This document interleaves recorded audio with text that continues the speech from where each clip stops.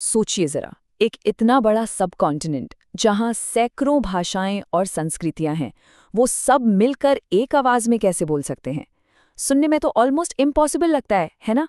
पर यही तो कहानी है इंडियन नेशनल कांग्रेस की। ये कहानी है कि कैसे विरोध की छोटी छोटी आवाजें आज़ादी के लिए एक जबरदस्त दहाड़ बन गई। और ये सिर्फ कोई हिस्ट्री बुक का सवाल नहीं है। ये उस स्ट्रगल की कहानी है जिसने मॉडर्न इंडिया को शेप दिया।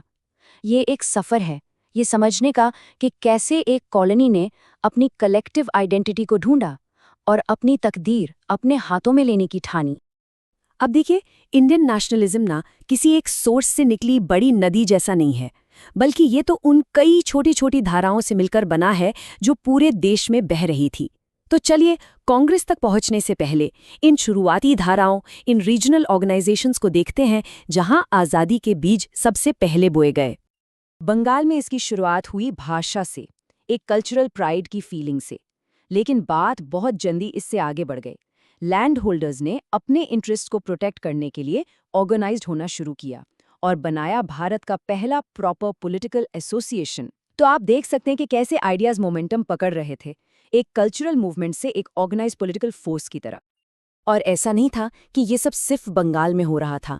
बॉम्बे से लेकर मद्रास तक पूरे इंडिया में एक जैसे आइडियाज पनप रहे थे। जैसे पूना सार्वजनिक सभा पिटिशंस के जरिए बदलाव की मांग कर रही थी, तो वहीं मद्रास महाजन सभा साउथ में पॉलिटिकल एक्टिविटीज को कोऑर्डिनेट कर रही थी। मतलब ये लोग अभी एक दूसरे से सीधे तौर पर बात नहीं कर रहे थे, पर सुर सबका एक ही था।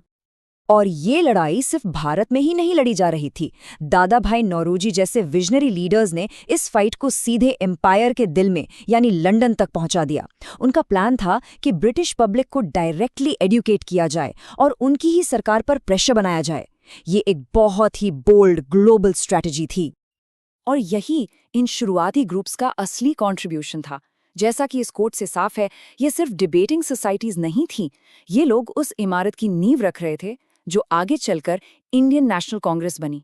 इन्होंने लीडर्स को ट्रेन किया, आइडियाज को टेस्ट किया और एक नेशनल मूवमेंट के लिए ऑर्गेनाइजेशनल ब्लूप्रिंट तैयार किया। तो जब ये सारी रीजनल धाराएं मिलकर एक बड़ी नदी बनने को तैयार थीं, वो पल आया जिसने सब कुछ बदल दिया। अब हम चलते हैं साल 1885 में, इंडियन नेशनल कांग्रेस के असल जन्म पर। 28 दिसंबर 1985, बॉम्बे में गोकुलदास तेजपाल संस्कृत कॉलेज। यहीं से सब कुछ शुरू हुआ। इतिहास का रुख बदलने के लिए एक बहुत ही हम्बल सी जगह, लेकिन यहीं पर एक नए राष्ट्र के विचार ने अपनी जड़ें जमानी शुरू की। सिर्फ 72 लोग। सोचकर ही हैरानी होती है ना। 72 डेलीगेट्स ने एक ऐसे मूवमेंट की शुरुआत की जो आगे चलकर लाखों लोगों को इंस्पायर करने वाला था और दुनिया की सबसे बड़ी एम्पायर को घुटनों पर लाने वाला था। और ये सब उस कमरे में बैठे उन 72 लोगों से शुरू हुआ। लेकिन कांग्रेस बनी क्यों? इस पर एक बड़ी इंटरेस्टिंग डिबेट है। एक है सेफ्टी वैल्व थ्योरी। इसके हिसाब से एक चालाक ब्रिटिश सिविल सर्वेंट ने इसे बनाया था ताकि भारतीयों का गुस्सा हार्मलेस तरीके से बाहर निकल जाए और 1857 जैसा कोई दूसरा विद्रोह ना हो। पर दूसरी तरफ है लाइटनिंग कंडक्टर थ्योरी। ये कहती है कि इंडियन लीडर्स स्मार्ट थे।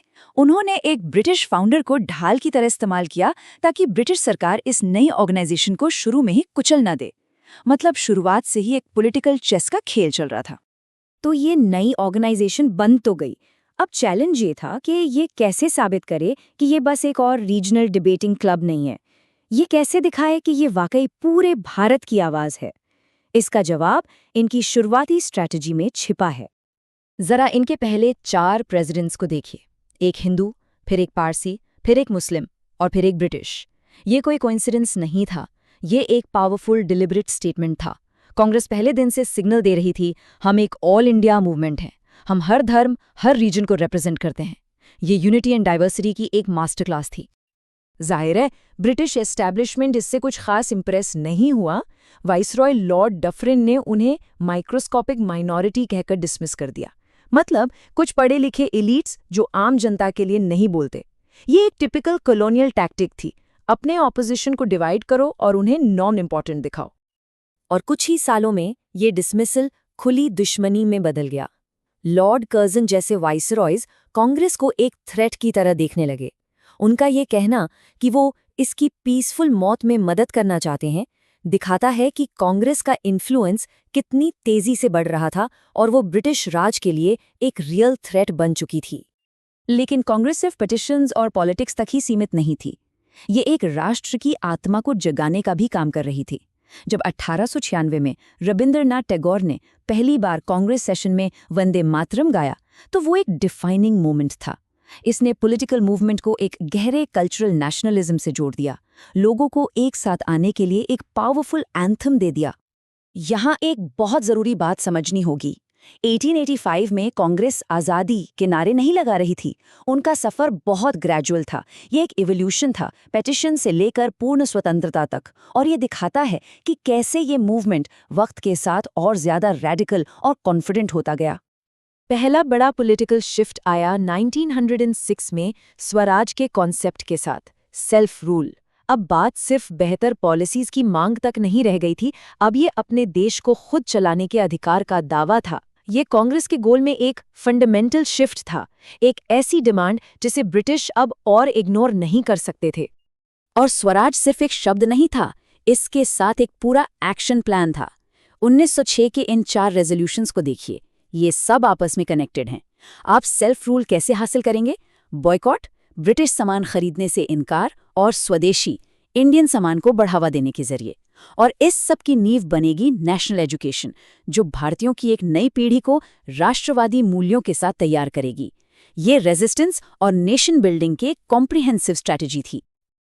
अगले कुछ दशक बहुत उतार चढ़ाव भरे रहे। कांग्रेस के अंदर ही बहुत डीप स्प्लिट्स हुए, जैसे 1907 का सूरत स्प्लिट। लेकिन एकता के भी पावरफुल मोमेंट्स आए, जैसे 1916 का लखनऊ पैक्ट, जब कांग्रेस और मुस्लिम लीग एक साथ आए। और फिर 1929 में वो पल आया जो क्लाइमैक्स था। 1929 आते आते सेल्फ रूल अब काफी नहीं था। लाहौर में जवाहरलाल नेहरू की लीडरशिप में कांग्रेस ने अपनी फाइनल नॉन नेगोशिएबल डिमांड रखी, पूर्ण स्वराज, कंप्लीट इंडिपेंडेंस। कोई कॉम्प्रोमाइज नहीं, कोई आधे अधूरे मेजर्स नहीं, ब्रिटिश राज से पूरी और अंतिम आज़ादी। इसने गोल को हमेशा के लिए बदल दिया। और इस पॉलिटिकल जर्नी के साथ साथ कांग्रेस एक सोशल फोर्स के तौर पर भी इवॉल्व हो रही थी। उन्होंने जनगण मन को अपने एंथम के तौर पर अपनाया, एनी बेसेंट और सरोजिनी नायडू जैसी महिलाओं को अपना टॉप लीडर चुना, और यहाँ तक कि सभी भारतीयों के लिए फंडामेंटल राइट्स का एक रेजोल्यूशन भी पास किया। मतलब वो सिर्फ एक आज़ाद देश ही नहीं, बल्कि एक न्यायपूर्ण देश भी बना रहे थे। हर बड़ी कहानी की तरह कांग्रेस के हिस्ट्री में भी फैसिनेटिंग फैक्ट्स और फर्स्ट्स भरे पड़े हैं। क्या आप जानते हैं कि उनके सबसे यंग प्रेसिडेंट कौन थे? या जब वो पहली बार शहर से बाहर निकलकर किसी गांव में मिले ताकि लोगों से और करीब से जुड़ सकें? और सबसे ज़रूरी, 1947 में जब तिरंगा आखिरकार फहराया गया, तब कमांड किसके हाथ में थी? तो हम इस सवाल के साथ इस चर्चा को समाप्त करते हैं। कांग्रेस की कहानी हमें पॉलिटिकल एवोल्यूशन के बारे में क्या सिखाती है? कब एक टेबल पर सीट के लिए की गई हम्बल रिक्वेस्ट पूरे घर पर हक की मांग बन जाती है? ये वो सवाल है जो दुनिया भर में आज़ादी के लिए हुए हर स्ट्रगल के सेंटर में रहा है।